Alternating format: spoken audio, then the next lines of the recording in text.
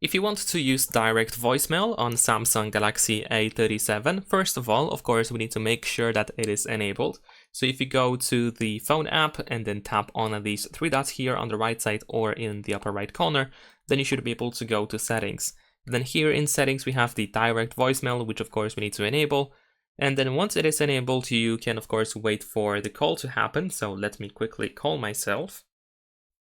And then once you have the information about the call, you can find more options text over here at the bottom. So you can swipe from the bottom over here up to the upper side like this. And then we have the direct voicemail button. So you can tap over here and then we are playing the voicemail greeting. In the meantime, then of course they can just say whatever you expect them to say, I guess, whatever they want to say. And then in here we can of course either answer the call in the meantime, or we can just close it over here. We can end it. And that's pretty much it. Leave a like and subscribe.